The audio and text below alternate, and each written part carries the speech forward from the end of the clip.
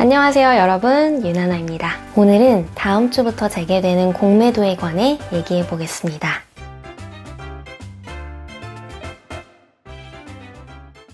안녕하세요 여러분. 오는 5월 3일부터 코스피 200과 코스닥 150 지수에 속한 종목의 공매도가 허용될 예정입니다. 주가가 하락해야 그 차익으로 수익을 내는 공매도는 주가 하락에 대한 확신이 커야 할 수 있겠죠. 하지만 2021년 코스피 영업이익은 연초 186조에서 최근 200조 원으로 7.4% 상향되었고 2022년 코스피 영업이익 추정치도 연초 221조 원에서 238조 원으로 9.2% 상향되었어요. 올해와 내년 국내 기업들의 실적은 앞으로도 좋은 성과를 낼 것으로 예상하고 있기 때문에 무분별한 공매도가 이루어진다든지 또 공매도로 시장 방향이 틀어질 가능성은 낮게 보고 있습니다.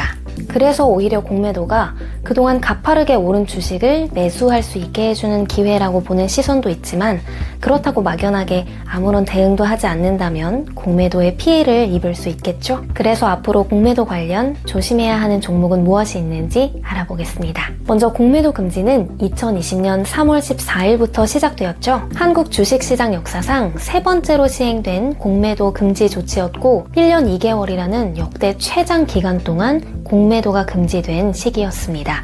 그래서 다음 주 월요일인 2021년 5월 3일부터 공매도가 재개될 예정인데요. 그럼 공매도가 시작되면 주가는 정말 하락하게 될까요? 먼저 과거에 두 번의 공매도 종료 이후의 주가 시장 흐름을 한번 살펴볼 필요가 있겠습니다.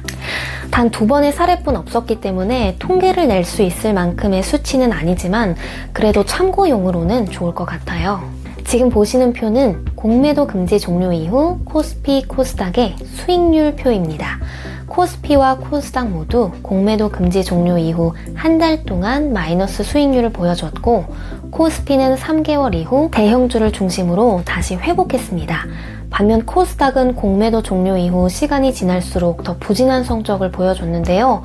그래서 증권가에서는 공매도 조치 이후 한 달 정도는 시장의 부담 요소로 작용할 수 있겠지만 3개월 안에 외국인의 매수세가 유입된다면 다시 상승 동력으로 작용할 수 있을 것으로 예상하고 있습니다. 그렇다면 주의해야 할 종목, 공매도에 가장 노출될 가능성이 있는 종목은 어떤 종목이 있을까요? 만약 여러분들이 공매도를 하신다면 어떤 종목에 할 것 같으세요? 저라면 너무 과평가된 종목, 전환사채가 많은 종목, 실적이 안 좋은 종목 등의 주가 하락을 베팅하지 않을까 합니다. 그래서 증권가에서는 이러한 기준을 토대로 공매도에서 자유롭지 못할 것 같은 종목을 선정했는데요. KB증권의 경우 고평가된 밸류에이션 기준으로 공매도 대상 종목을 선정했어요.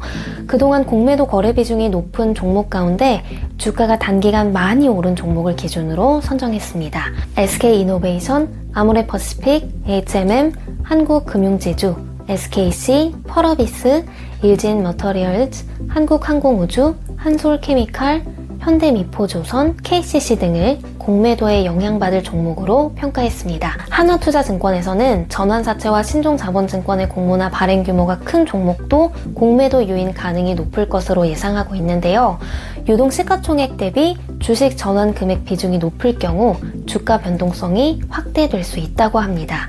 그래서 이와 관련된 종목으로는 LG디스플레이, 화승엔터프라이즈, 키움증권, 롯데관광개발, 대창스틸, 매직마이크로 등을 언급했습니다. 또 유안타증권에서는 실적이 부진했던 종목을 대상으로 공매도에 취약한 기업들을 선정했는데요. CJCGV, J콘텐트리, 대우조선해양, 실리콘웍스, 금호석유, 오스템 임플란트, HMM 등을 뽑았습니다. 이들 모두 1분기 실적이 예상치를 밑돋았기 때문입니다. 그렇다면 공매도는 주로 누가 하는 걸까요? 2017년 6월부터 지난해 3월까지 외국인 투자자는 전체 공매도 물량의 65%, 코스닥 시장의 73%를 소화했습니다. 그래서 5월 3일 공매도를 앞두고 최근 외국인과 기관 투자자들이 공매도를 위한 물량 확보에 나서고 있는데요. 금융투자협회에 따르면 27일 기준 대차거래 잔고 금액은 55조 3,836억 원으로 지난해 말 대비 8조 7,856억 원 이상 늘어났습니다. 대차거래 잔고는 투자자가 주식을 빌리고서 아직 갚지 않은 물량을 말하는데요. 대차된 주식이 모두 공매도에만 쓰이는 것은 아니지만 대차거래 잔고가 증가한다는 것은 곧 공매도에 사용될 가능성이 있는 대기 자금이 늘어나는 것으로 볼 수 있습니다. 투자자들이 향후 주가 하락을 예상하면 공매도에 필요한 대차 물량을 늘릴 수 있어 대차거래 잔고는 공매도 대기 물량을 가늠할 수 있는 선행 지표로 통합니다. 그렇다면 지금 대차된 주식 비율이 가장 많은 종목을 보면 어떤 주식이 가장 공매도에 노출되어 있는지 유추해 볼 수 있을 것 같은데요. 삼성증권에서는 3월 기준 공매도 잔액과 외국인 누적 순매도를 기준으로 롯데관광개발, 두산인프라코어, 호텔신라, 한진칼, 삼성중공업, 톱텍, 파트론, BH 등을 공매도 가능 예상 종목으로 뽑았습니다. 시가총액 대비 공매도 잔고 비중 상위 종목으로는 코스피 200에서는 롯데관광개발, 호텔신라, 두산인프라코어, 셀트리온, LG디스플레이, 삼성중공업이 있습니다. 코스닥 150에서는 KMW, HLB, 상상인, 톱텍, 네이처셀, 국일제재가 있습니다. 3월 말 대비 최근 공매도를 기다렸다는 듯이 대차 잔고가 급증한 종목도 있는데요. 코스피 200에서는 카카오, CJ-CGV, 현대중공업지주, 한화시스템, 보령제약, 코스닥 150에서는 고영, 펄어비스, 시젠, HLB생명과학, 다원시스, 한국기업평가입니다. 한 달도 안 돼서 대차 잔고가 많게는 80%에서 50% 늘어난 건데요. 다만 카카오의 경우는 5분의 1로 액면 분할을 진행했기 때문에 대차 잔고도 늘어난 점을 고려해야 할 것 같습니다. 액면 분할을 고려하면 카카오의 현재 대차 잔고는 1,350만 주로 3월 대비 12% 줄었습니다.